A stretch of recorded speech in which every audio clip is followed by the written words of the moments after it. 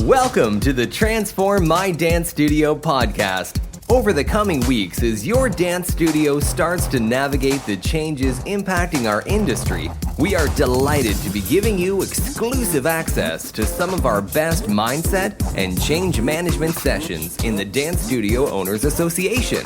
We hope you find this mindset episode valuable, and for more support and resources specifically for dance studio owners, please make sure to join our free Facebook group, the Dance Studio Owners Hub. Hey everyone, it's Clint from Dance Teachers Unite, your host for our virtual summit, and welcome to day one, where we're talking about how to make over your mindset. And who better to have as one of our guests on day number one but Mr. Peter Sage. Now, I only came across Peter's work about a year ago, and I was fascinated. I jumped on his website, I looked at everything he did, every video on YouTube. And so when I was putting our guest list together for this event, I was like, Peter needs to get in front of our studio owners. He's an expert on human behavior, and he loves entrepreneurs and helping entrepreneurs reach their full potential. So, hey, Peter, thanks so much for joining us. Absolute pleasure, Clint. Great to be here. Thank you. So, Peter, in about 60 seconds, it's a quick one. Can you tell us a little bit about you, what you do, and what is your big mission in the world? In 60 seconds, hey? The timer is on. Okay. Well, right now, my background is for the last 25 years, I've been an entrepreneur. I've started over 20 plus companies. Some have worked, some have failed majestically. Some have made millions, some have lost millions. Some should have stayed ideas when I was drunk, and everything in between. And so through that journey of business, it's taught me a huge amount as an entrepreneur and a lot of the challenges most entrepreneurs face. But in parallel to that, my passion has always been personal development, understanding what makes people tick, what makes us get up in the morning excited or not excited, what makes somebody with no resources go and create magic, and somebody else who has all of the resources not get the bat off their shoulder and take a swing. You don't learn that in traditional education. You learn that in informal education. So really my passion at the moment is to bring all of the lessons that I've learned over the last quarter of a century and now help more people to really understand and take the shortcuts required to get the life that they deserve to live. Awesome. Sounds great to me. Now, you talked about the challenges. You said I've had businesses that have succeeded, some that have failed. What do you think are some of the challenges that occur to entrepreneurs, and we're talking about dance studio owners who are business owners, that stop them from getting to that next level? What are some of those blockages? The challenge that most people face here, then, is that when we future pace things like uncertainty, we future pace concepts such as failure, we have a challenge because most people in society link their self-worth with their net worth. And if you link your self-worth and your net worth and you think that by failing you become less than, then you have an issue, because it triggers the primary fear that most human beings have, which is the fear that we're not enough.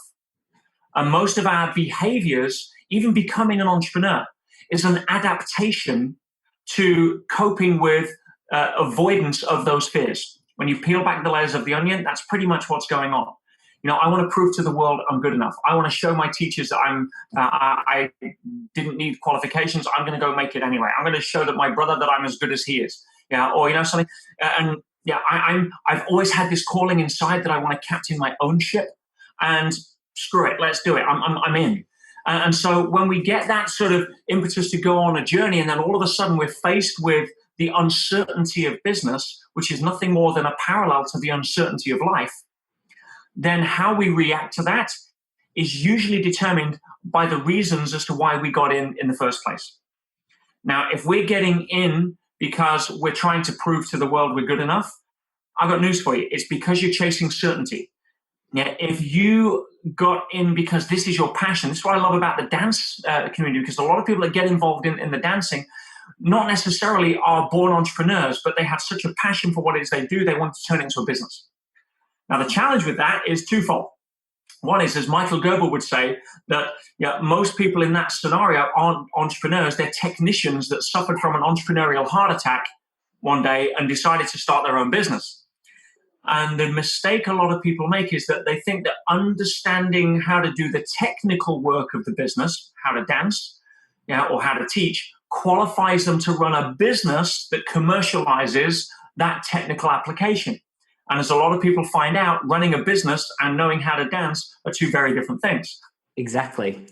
So when that uncertainty shows up, how we deal with that is the most important factor, which is why I say if you're getting involved because this is your passion, you really want to help people break through that limitation of thinking they can't dance or not knowing how to express their passion through movement, then you're going to be committed to making it work. If you're there because you want to turn this into a business to make money so that you can help put food on the table, and that's your primary aspect, I've got news for you. It's going to be tough. Passion is the antidote to uncertainty every single time. Yeah, I think that's a great concept. You brought up so many gold gems there. I'm a big fan of Michael Gerber's book, E-Myth, as well. And I reference it a lot because it's perfect for studio owners because, like you said, they start their studio generally based on a passion. I love teaching dance. I've been teaching dance for years. I'm going to open a dance studio. And then they get in for a couple of years and they're like, what? Accounting, lawyer, marketing, timetabling, employing staff and retaining staff, recruiting students. I didn't sign up for this, and that's where they get stuck. So what would you say if they've got that passion, and they're in it for the right reasons, they are in it to make an impact on the lives of their students, their teachers and their families. Is it about seeking out the right resources to really fill in that gap from being the technician to the business owner? I mean, what's that next step if they're stuck? Always come back to your why. Why am I here? And that'll give you the impetus for knowing what the next steps are. If I'm here because this is what I was born to do right now, then the technical side you can close the gap on. You can learn marketing. You can outsource accounting. You can handle that side of the business. You still have to be a business owner, but understand you are not in the business of teaching dance. You are in the business of attracting people that want to pay for learning how to dance. You're a sales and marketing machine. You're in the business of being able to commercialize your passion. And making that mind shift is a very important aspect. Just because you know how to dance and just because you know how to teach happens to be a bonus. But seeing yourself not as a dance instructor, that's an employee mentality. Seeing your identity as an entrepreneur, as a business owner, as somebody who's responsible for being able to, take care of the business aspect that just happens to be dancing and teaching dance is a far stronger mindset for a business owner at this level to have, because it really gets them grounded into the reality of what's going on. You can be the best dance instructor in the world, but if you've got no students, they're going to take your furniture. Exactly. So it's like McDonald's. McDonald's don't make the best hamburgers. They just sell more than everybody else. Right? So why? Because they understand they're not even in the business of selling hamburgers. They're in the business of real estate. McDonald's make way more money on land and leasing land than they do selling hamburgers. Hamburgers just happens to be the vehicle for them to go into the real estate business. Your dancing and your passion for teaching dance just happens to be the vehicle for you to build a business that can then commercialize the best of what it is that you bring to the table. Now, you've just touched on an interesting subject, which is money. And I'd love, Peter, for you to give us some insight for our studio owners when it comes to your financial bank account as opposed to your emotional bank account. How can they kind of, shift their perception around that with their mindset? Well, the first things I mentioned earlier is the fact that the fatal mistake a lot of people make is that they confuse or they tie together their net worth and their self-worth. You are not your bank account. I'm not my bank account. If I lost everything tomorrow, I'd still be who I am, and it'd be a damn good excuse to go again. But when we come to wondering why our financial bank account isn't as high as what we would usually like it to be, even though that most people have no sort of end goal for that, it's too nebulous, it's a moving target. One has to understand that our financial bank account is not a leading indicator. For most people, unfortunately, they wire it that way. As I said, they confuse their self-worth and their net worth. What do I mean by that? If I have money in my bank account, my emotional bank account goes up. If I have no money in my bank account, it goes down. In my financial bank account, my emotional bank account goes down. And that traps us into a negative feedback loop, because the reality is that our emotional bank account leads our financial bank account, not the other way around. In other words, if I want more money in my financial bank account, I have to put my emotional bank account up first. Now, what's the reason for that? The reason for that is if you understand what money actually is. Money is nothing more than a byproduct or a consequence of you adding value to somebody else. That's it, case closed. It just happens to be a mechanism that's better than goats and chickens that we used for hundreds of years. It's standardization, and it's a conceptualization that we've now sort of put this whole nebulous attachment towards. What is money? I mean, what is money? Money is a medium of exchange that is used to measure value that is given or exchanged between two people. That is it. So if you understand that it's money in terms of what we think of money is not real. The only place it exists in the universe is in the mind of a human. Nothing else keeps track of it. It's shiny metal, it's hard, shiny stones, or it's pieces of paper with dead presidents printed on it. That's it. Which may be valuable if you're cold, you can set fire to it and get warm, but that's the only intrinsic value that it has in the material world. We then make up this conceptual aspect of, this is money and therefore, I have more. Well, no, you have a representation of how much value you have added. The last time you got money, it was because you gave something for it first. Think about that. It's like going into the gym and saying, oh, well, look at all these weights. If you give me the strength, I'll go lift them. That doesn't work. You've got to lift the weights first, then you get the strength.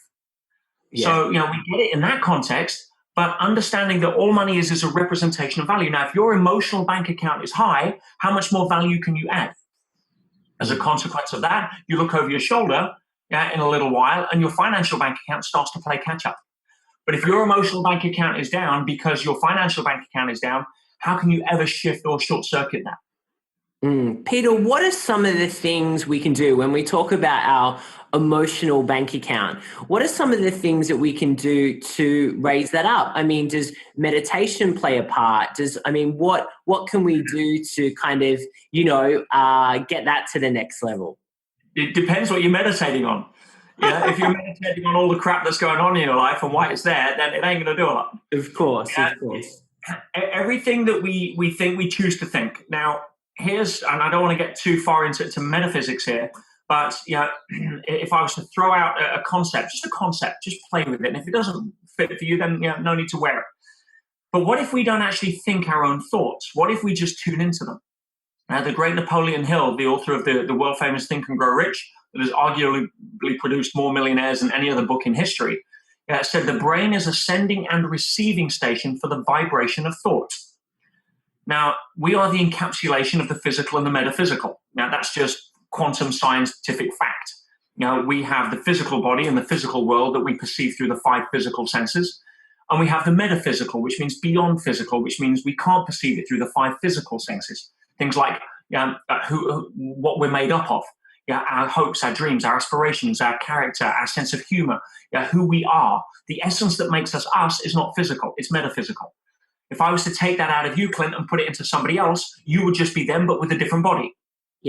Scary for some, a better option for others. We won't debate that.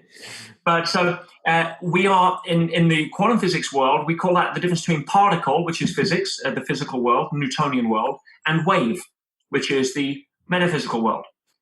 You have the electron particle and the magnetic, which is the wave. Electromagnetic, this is the world that we live in, that we perceive at this point.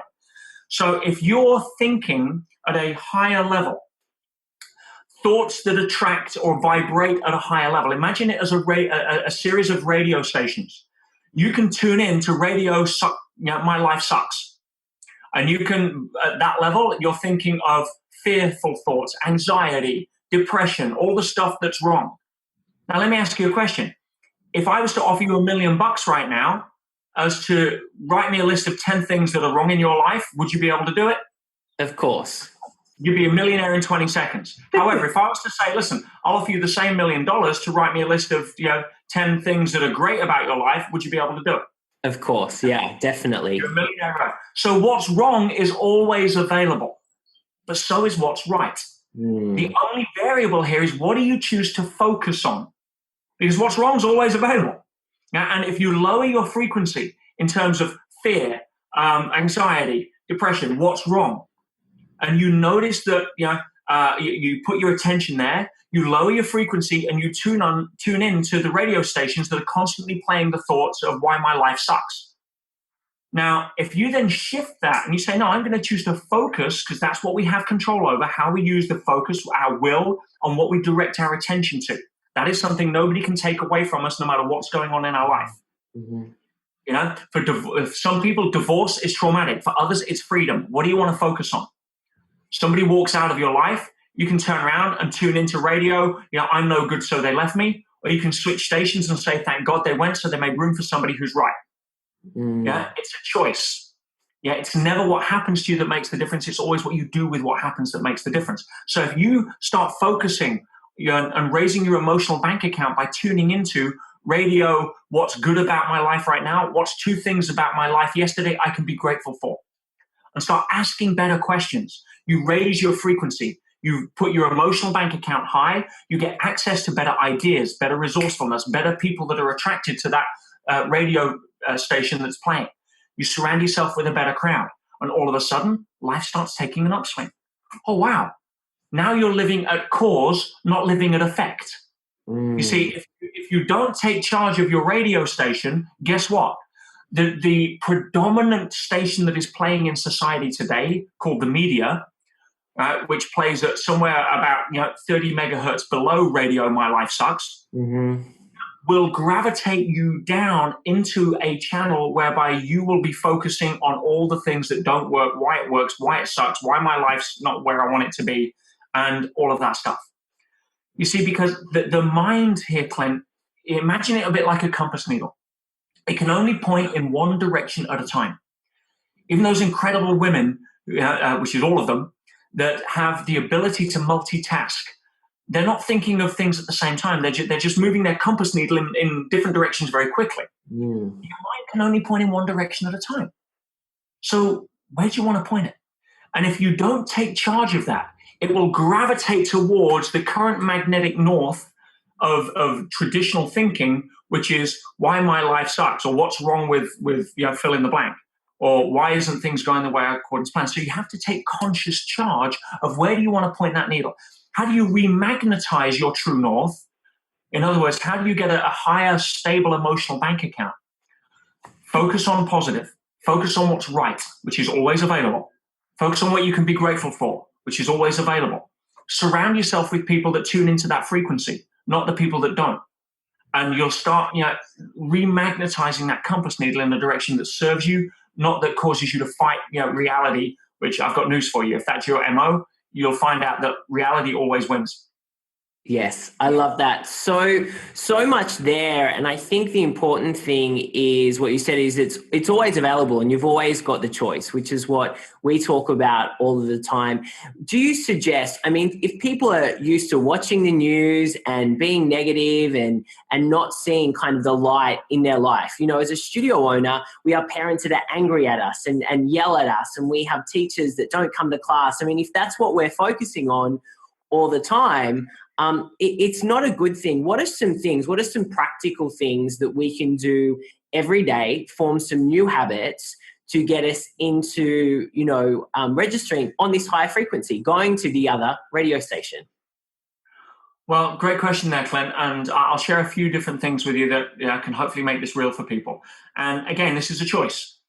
It's very hard if you're calibrating at a low level of frequency to not want to defend when somebody attacks. Because what we're hearing is that I'm not good enough, or I don't deserve that. The primary weapon of low frequency is justification. You don't understand. I've been here training your kids on how to dance, and you're moaning at me, right? Because you've had a bad day, and then you get into an argument, and then it's an escalation, and we don't. So to stop that, to short circuit that, one has to rise above. One has to understand a fundamental truth that if you really get this at the level I really want to share it at, it'll make a massive change and a massive shift. Understand this. everybody has their own model of the world. Everybody is starring in their own movie called My Life. As a result of that, everybody else in their movie happens to be a film extra in their movie. When you look at the people in your life, you see them as a film extra in your movie called, the star of your life. At best, they may be a supporting cast, but you're the star of the movie of your life. Now, the challenge is we walk around in society thinking that everybody sees us as the star in our movie. But that isn't true, because everybody's starring in their own movie, and therefore you just happen to be a film extra in their movie. You're wondering, and being image conscious, thinking that everybody's staring at me, thinking, what do they think of me? I've got news for you. Most people don't care enough about you to bother to give an opinion because they're too busy being worried about what they think you're thinking of them as the star in their movie. It's so true. So true. So by understanding that all people can ever do is project their own level of where they're at, their own model of the world, their own fears, frustrations, or aspirations. That's all anyone can ever do, is project their own way of seeing the world. To expect them to do anything else is emotional immaturity. If you expect somebody to see the world the way you see it, I've got news for you. Right? In fact, I've got a question for you. How's it working? So, and unfortunately, most people are so programmed by the media, and I haven't watched a news report and I haven't read a newspaper in 15 years. I have no clue what's going on in the world. I have every clue what's going on in my world, and I'm happy for that. And if something's important enough, it'll find me. Mm-hmm. I figured out a long time ago, Clint, that, and this is a secret, so lean in, it's all the same news. It just keeps happening to different people. And if you I don't watch the news either. So I'm with you on that. We don't have a TV to watch the news. So I'm all for that one. Good call. Yeah, but if you can understand that all anyone can do is project their own model of the world, which is usually grounded in frustration rather than inspiration. And so if somebody comes at you and starts giving you a hard time, and that has a tendency to drag the frequency down. If you can look at them from a different place, because most people, and this is advanced level of thinking, but I'm sure your audience is savvy enough to tune into what I'm about to share. If you see somebody that's acting out of accordance with how you think that they should act, let's say somebody's being angry. Let's say they're being mean and selfish. And you have a model of the world that says people shouldn't be mean and selfish. Now, bearing in mind, that's your model, not theirs. And you've got no right to impose that. You've got every right to own it for yourself. So they're being mean and selfish. So you get upset the fact that they're being mean and selfish. Now, if you get angry at what it is that they're doing, then you tend to see it as their fault. If you see it as the fault that they're doing, then you will usually come at immediately from judgment. And as soon as you judge, you can't accept, you can't love, you can't understand, you can't appreciate, you can't tune into their world. And now it is about you judging them. As soon as you feel judged, right? Anyone judges you, the first thing you do is kick back. Right? That's just, don't expect you to try and win an argument by having more points to win your argument with. That is just, if you're challenging somebody's self-worth because you're triggering their fear that they're not enough by telling them that they're wrong, because that's all they're hearing. Forget the story and how well you think it's right. Of course you think it's right. Otherwise you wouldn't be telling the story or justifying it. So if you see it as something that they're doing which is their fault because they're being angry and selfish, then you'll judge. However, instead, if you were to shift your consciousness a bit, instead of seeing what it is and getting angry about what it is that they're doing, notice what's really going on. What's really going on is you're being upset about what it is that they're not doing. You see, they're not being kind. They're not being selfless. They're not being generous. And if I see or recognize that I'm upset about what it is they're not doing, then I tend to see it more as their limitation, not their fault. And if I see it as their limitation, because they just don't have access to that level of resources at that particular time, I have easier access to empathy, understanding, compassion, non-judgment. If I come from that place, I instantly insulate myself from being sucked into their frequency. If you're a parent and you have a child and the child is upset and throwing a tantrum because they didn't get an ice cream, you don't get involved in an argument with the child. You just say, well, that's just the kid. You know that they shouldn't have another ice cream because it's their second one, and you care for their health and their teeth and everything else. They don't get that because they're in their world of immediate, I want an ice cream. You get a parent come in and the parent's hope is that they're spending this money and they want their child to be able to dance and everything else, and they're getting frustrated and all the rest because the child's getting frustrated because, we have to go through those levels of learning. Yeah, and they have a go at you because, this is the last money they've got, and they've had to eat at a different level of food because they want to help their child get where it is they want. They're dealing with their own frustrations. If you see that as a limitation on their part because, they just haven't learned to deal with their own issues, and therefore they're projecting it onto you, don't take it personally. Understand that it's just their frustrations.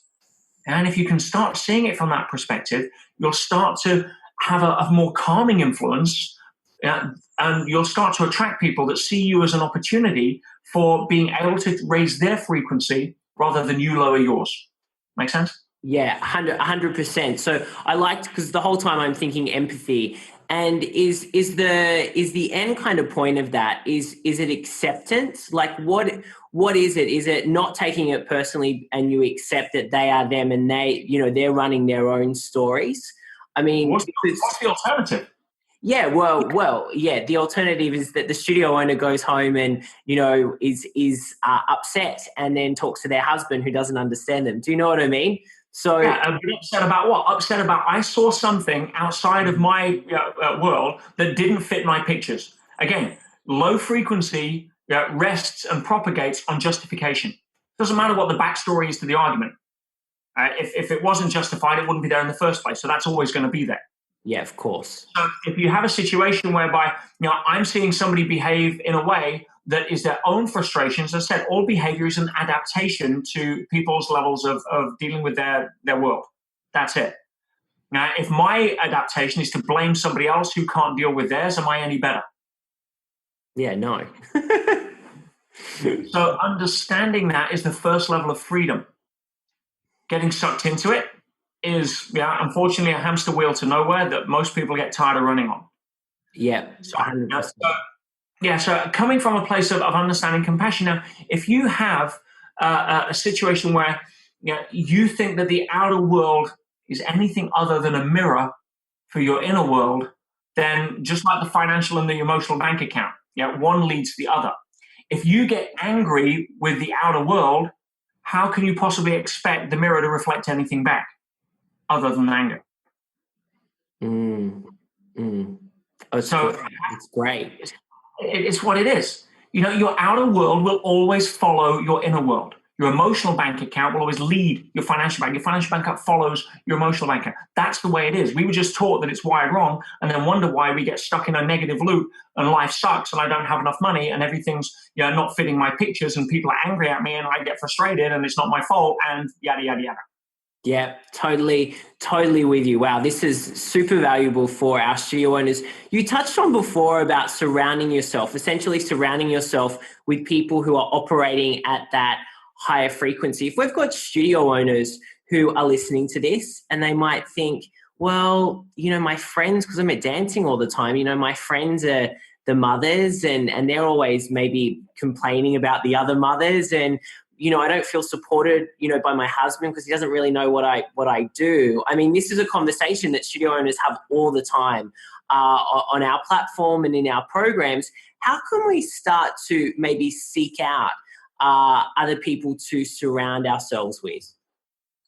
The first thing we want to do here, Clint, is become the person we most want to attract. Because people that operate at that frequency aren't going to let you in their gang if you're not operating at that frequency. So, we have to lead by example. We have to become the person that we most want to attract. And whether that's in an intimate relationship or whether that's in a peer group, it doesn't matter. It's the same law of physics. You will resonate. If you want to be take a tuning fork and you're a C- and you want to be an A+, or an A or an A sharp, right? And you're hitting your frequency at C- and wondering why no A sharps are vibrating near you, it's not difficult. And you become the A sharp and hit the A sharp, and every A sharp within the vicinity is going to vibrate at that frequency as well, and you're going to attract. So it starts with us. It starts with the mirror. Looking in the mirror, seeing am I being the person I would most want to be with? Now, at that point, you've got a forum here where people can connect, like-mindedness, and it can start there. Online now, there are no boundaries. Start hanging out with people or start going to places or eating in places or drinking in places where high quality of people are. Yeah, don't accept the low-level gossip, the low-level conversations. Don't be a part of it. Don't contribute to it. And what you'll find is people that don't want to be in that circle will run away from you. People that do want to be in that circle will be very attracted to you. And you'll start to have and be the example, hopefully to inspire others to raise their frequency, knowing that you have to let go of whether they do or whether they don't. That's not your mission. Your mission is to shine your candle as brightly as you can. If there's candles around you that aren't lit, that then spontaneously combust because it was their time, fabulous. But if you're running around like I did for many years, trying to throw petrol and gas on candles to light them, because I'm like, hey guys, here's a way to improve your life. Stop, telling me about why it sucks. I can fix it. Bang. And because of my enthusiasm and because of my passion, I would be able to light candles temporarily, and I'd be running off over here, and these would go out, and I'd run back, and I was exhausted. I don't do that anymore. I don't run around lighting anybody's candle. For a start, I have no right to do so. But my job is to shine my candle as bright as I can. And if I can do that and walk through the room and other candles light, guess what? Usually I don't have to go back and relight them because they're lighting for their own reasons. If you can be the candle that's shining so bright that other candles around you that are ready to light will light, rather than try and fix everybody else or deal with their problems and be the one that's running. No.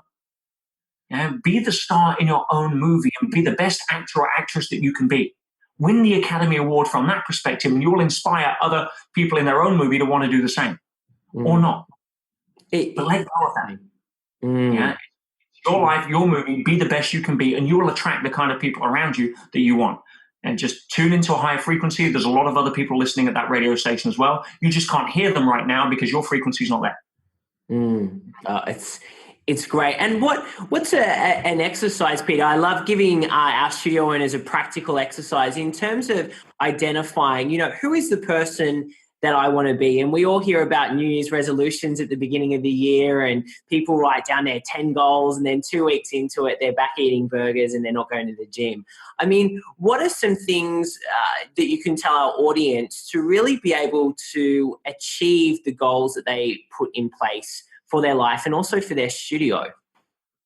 Identity is critical.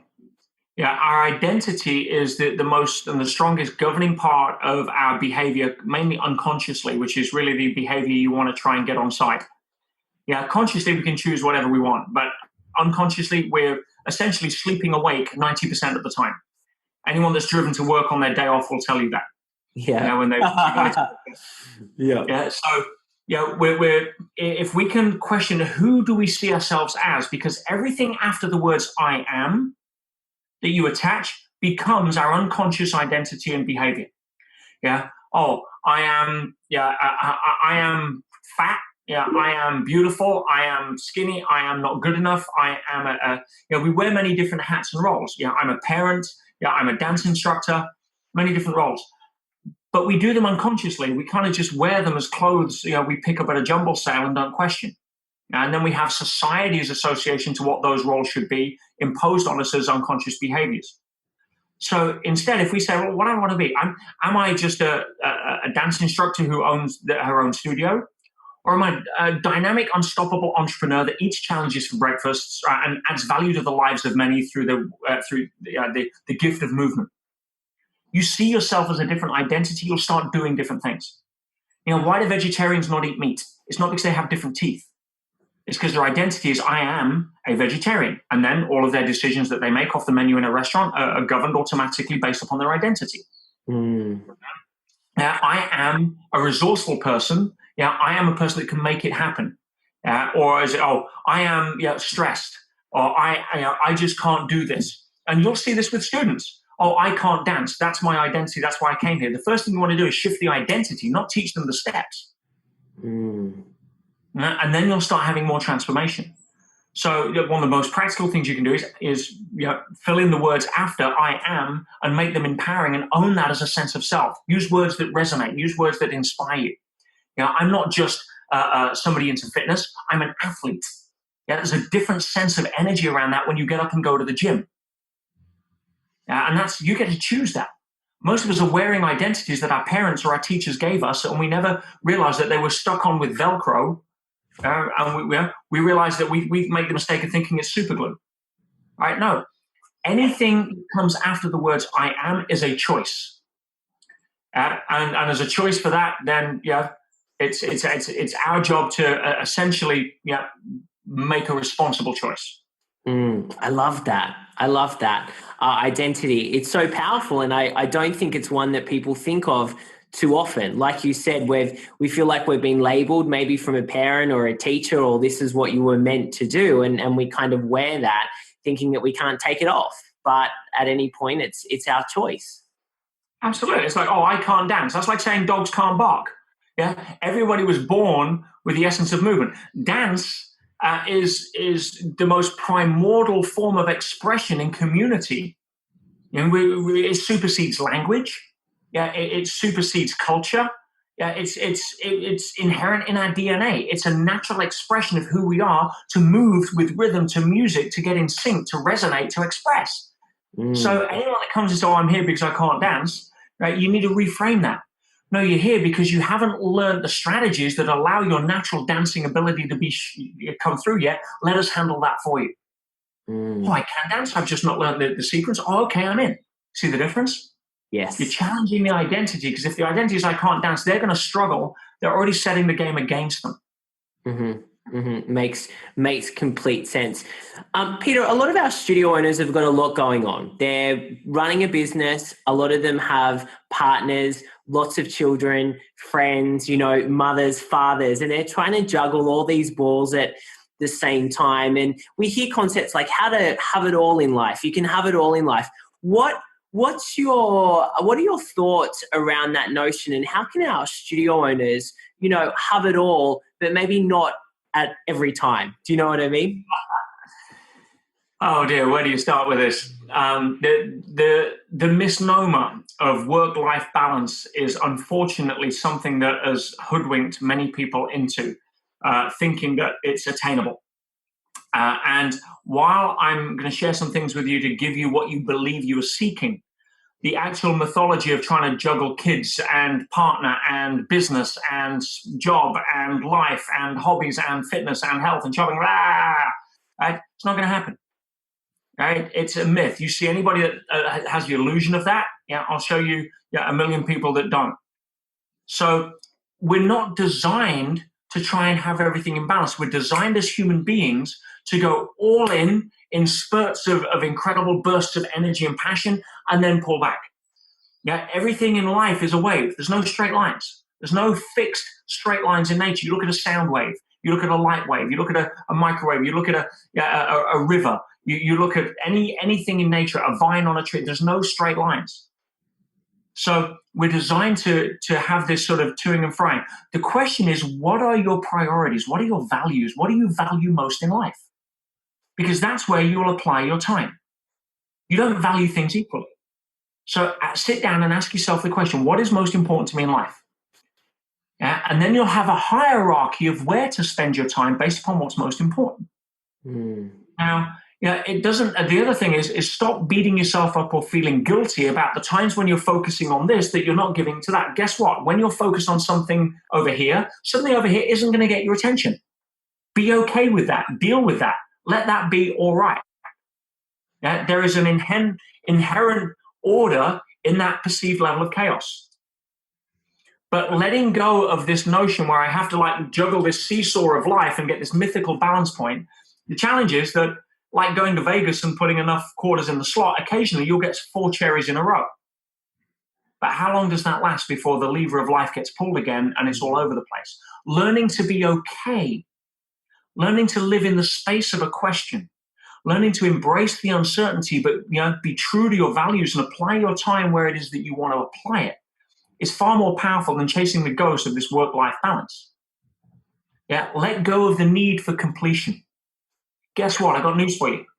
At the end of the day, when we check out of this game and go start the next one, whatever your belief system, the day that we take our last breath, our inbox is not going to be empty. Right? So true.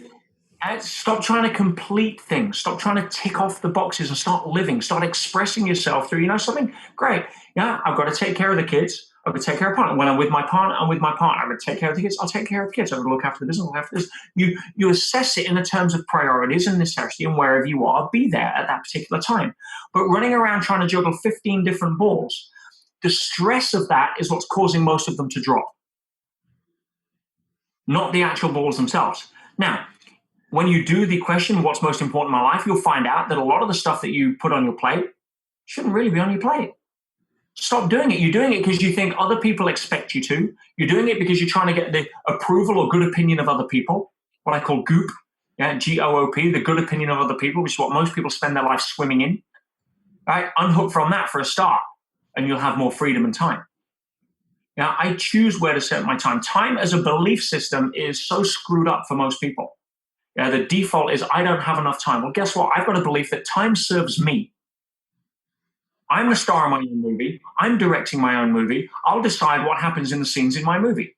Game over. And as long as I'm not hurting anybody else, as long as they're not less than because they cross my path, then nobody's taking my priority on my time away. If I'm 10 minutes late for a meeting, right, then I'm 10 minutes late for a meeting. Time serves me. Now, I try not to be because I don't want to be somewhat disrespectful of other people's agendas, but guess what? I'm not going to feel guilty if I am, if that's what happened in traffic or what have you. That's where I'm at. I own myself in relation to my time, and nobody else can impose on that. Otherwise, I'm running around serving everybody else's agenda. I don't have push notifications on my phone, which is a huge flashing neon sign that says, hey, guess what? My time agenda is more important for you to be able to knock on my door than it is for me to put a sign on saying, do not disturb, I'm on my time. If you have push notifications on Facebook and email and everything else, what you're essentially saying is, oh, somebody please come and tell me that you want me. Because I don't value my time, I'll react to yours. Someone sends me an urgent email and I don't see it for 2 days. Guess what? It wasn't urgent for me. Yeah. If it was, they'll call me. Yeah, exactly. Right? And if they haven't got my number, it's definitely not urgent for me. Of course. So owning yourself in relation to time, take the pressure off. I mean, here's another belief I have, because people have this limitation around time. That the past and the future are the biggest misnomers in human experience. Again, the only place that time means anything like money is in the mind of man. Nothing else in the universe keeps track of it. You ask an eagle what time it is, it's going to look at you stupid if it could speak and say, what do you mean what time it is, dummy? It's now. Right?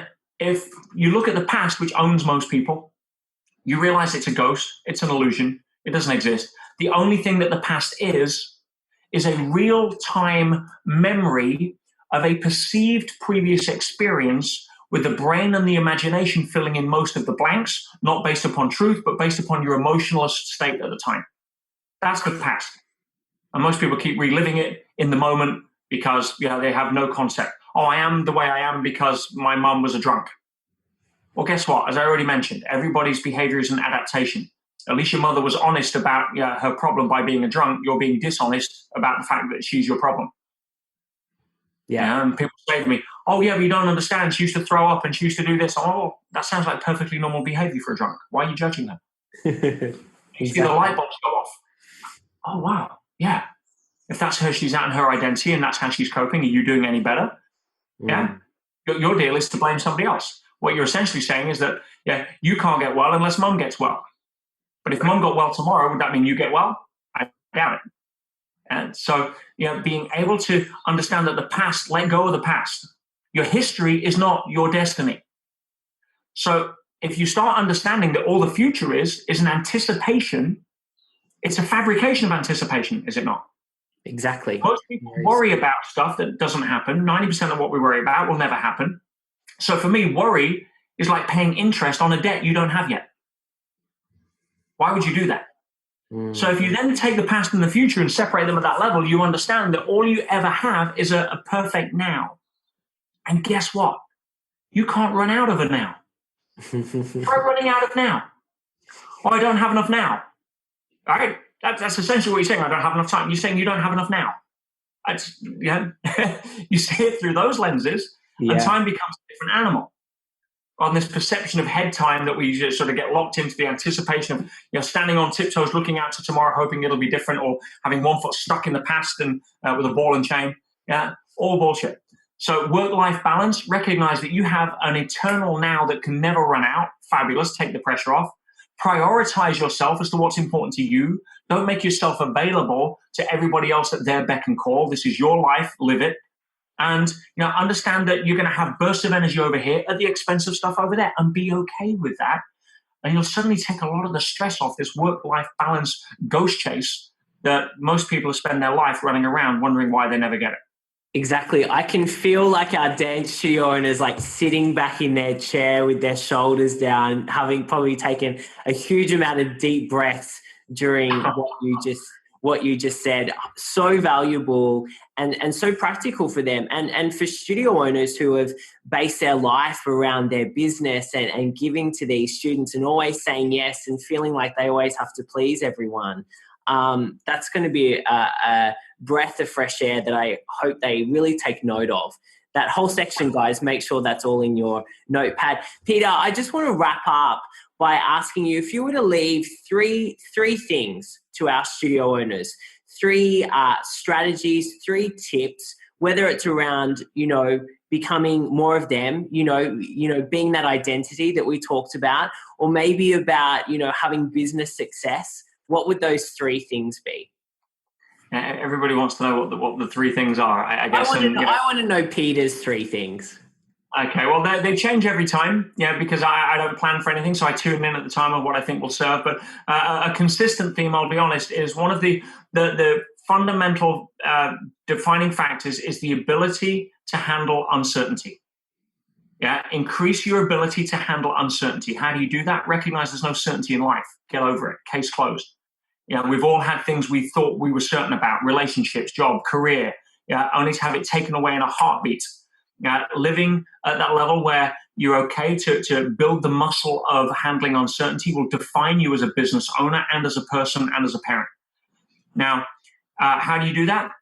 Start putting yourself outside of your comfort zone. What is a comfort zone? A comfort zone is you basically playing small.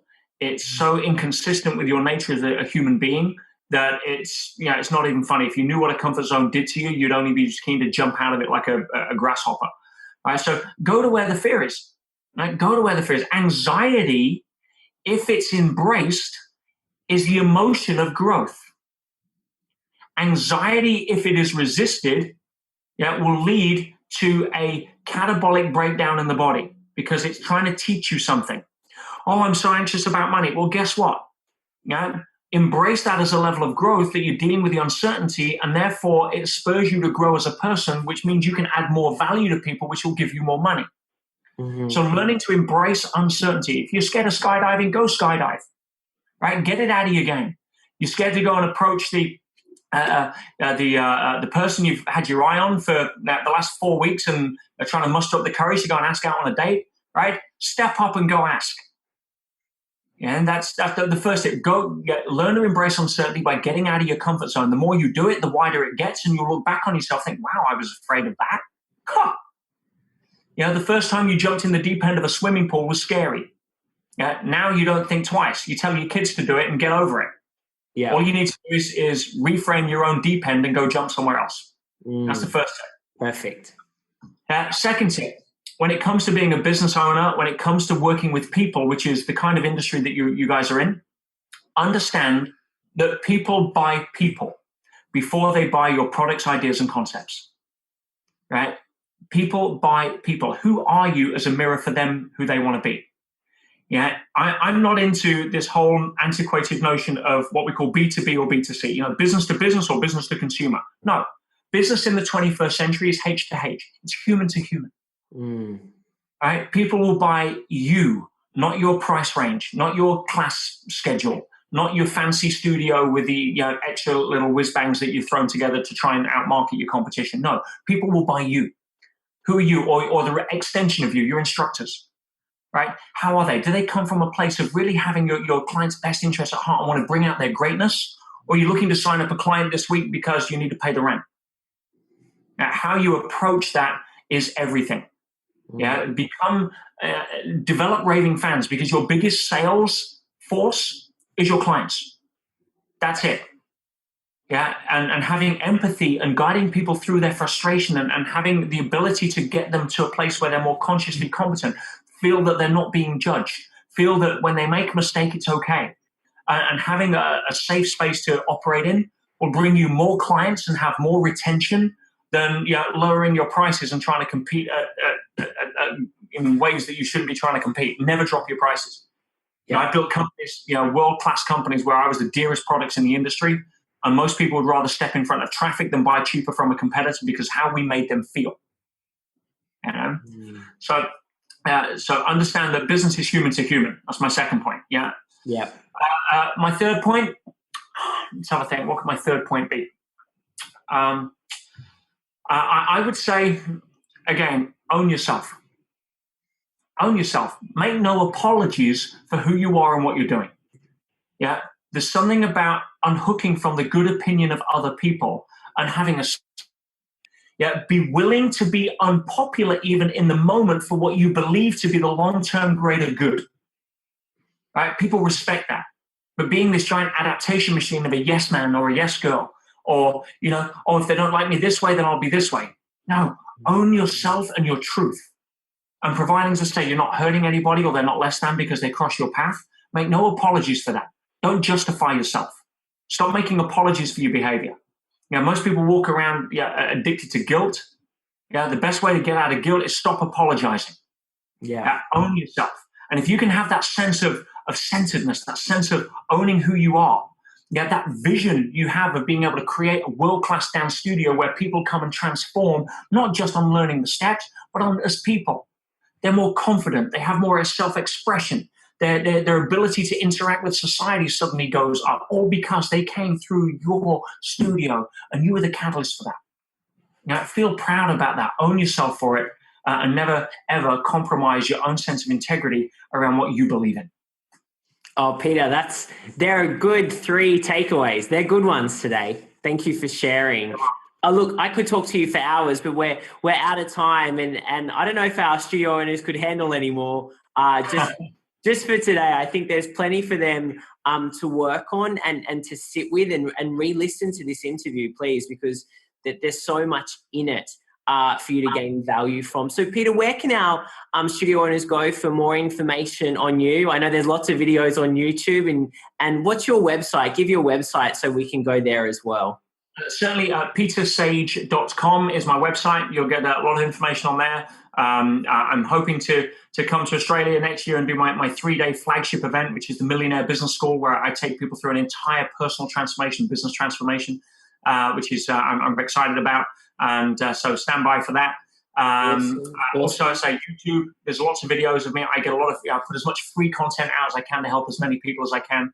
And today's been a real pleasure to be able to do that. So subscribe to my channel, go to the website, and hopefully we can make the world a little bit better place to play in. 100%. Where else do you run our events? Because we've got a lot of our audience over in the US and Canada and the UK as well. So have you got live events over there as well? Yeah, I'm all over. So London, Singapore, South Africa, Australia, Bahamas coming up, and US next year as well. So stay tuned. But even if you've got to get on a plane and come over, by the time you've waited for the event to come to you, you could already have made $1 million out of what I teach you. That I can share. Wow. So check out Peter's website for all of the details. Thank you, Peter. I really appreciate your wisdom and the time that you've spent with us today. My absolute pleasure, Clint. Take care and stay amazing.